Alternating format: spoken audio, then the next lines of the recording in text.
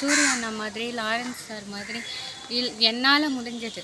அவங்க லெவலுக்கு போக முடியாது. என்னால் முடிஞ்சு இல்லாதவங்களுக்கு ஹெல்ப் பண்ணணும். அந்த மாதிரி எனக்கு நிறையா எய்மெல்லாம் இருக்குது. அதை நான் பண்ணுவேன்.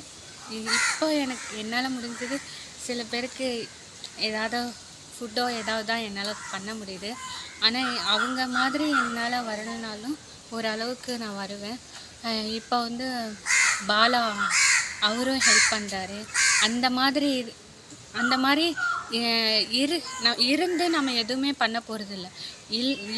இருக்கும்போது நம்ம எதையோ இல்லாதவங்களுக்கு ஹெல்ப் பண்ணிங்கன்னா நீங்கள் இல்லாதப்ப ஐயோ இவர் இப்படி பண்ணாங்க அப்படின்ற ஒரு பேர் கிடைக்கும். அதே மாதிரி அவங்க மனசு திருப்தியாகும். தேவையில்லாத நீங்கள் செலவு பண்ணுறது இல்லாதவங்களுக்கு ஹெல்ப் பண்ணுங்கள். அது ரொம்ப சந்தோஷம். இப்போ ஏதோ ஹெல்ப் பண்ணிகிட்டு இருக்கீங்களா?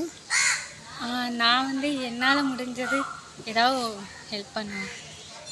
சரி, இந்த அட்ஜஸ்ட்மெண்ட் கேட்குறவங்களுக்கு பற்றி அவங்களுக்கு உரைக்கிற மாதிரி 2 வாரம் சொல்லுங்கள். ஆனால் ஒரு பொண்ணு வந்து ஒரு ஆஃபீஸ்க்கு வராங்கன்னா அவங்கள வந்து எப்படி ட்ரீட் பண்ணணும்னு ஒன்று இருக்குது. ஆனால் உங்களை நம்பி வர பொண்ணை வந்து நீங்களும் போலியாக ஏமாத்தாதீங்கன்ற. இல்லை ஷூட்டிங் பண்ணுறேன்னு சொல்லுங்கள். ஆனால் அட்ஜஸ்ட்மெண்ட் பண்ணணும். நீங்கள் என்றைக்குமே அவங்கள வந்து யூஸ் பண்ணிக்காதீங்க. ஏன்னா உங்களால் சில டேரக்டர் மேலேயே தப்பாக சொல்கிறாங்க. நல்ல டேரக்டரையும் தப்பாக தான் நினைக்கிறாங்க.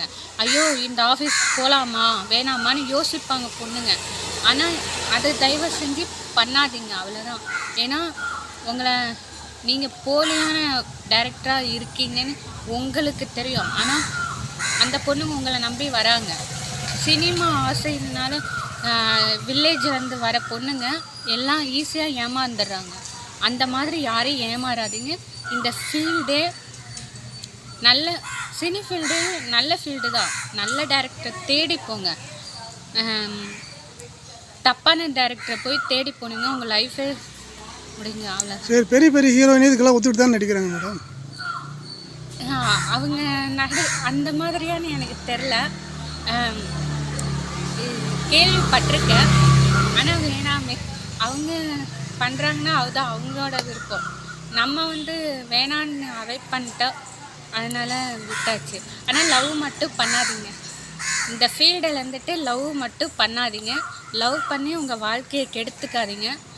அதுதான். ஏன்னா சில பொண்ணுங்க எல்லோரும் வந்து சென்னையிலேருந்து வில்லேஜ்லேருந்து வர பொண்ணுங்களை வந்து ஈஸியாக ஏமாத்துறாங்க.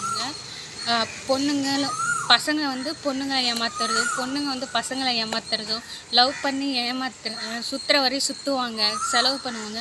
ஆனால் ஒரு பொருளும் அவங்க செலவு பண்ணுறாங்கங்கிறதுக்காக எந்த பசங்களையும் நம்பி போகாதீங்க.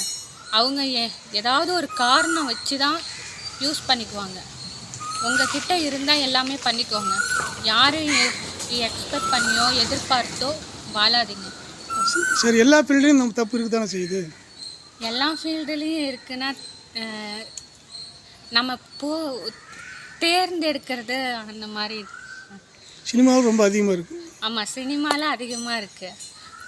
இப்போ எந்த பொண்ணுக்கு வந்து பாதுகாப்பு இருக்குது? பொள்ளாச்சியில் எல்லா ப்ராப்ளமும் நடந்திருக்கு.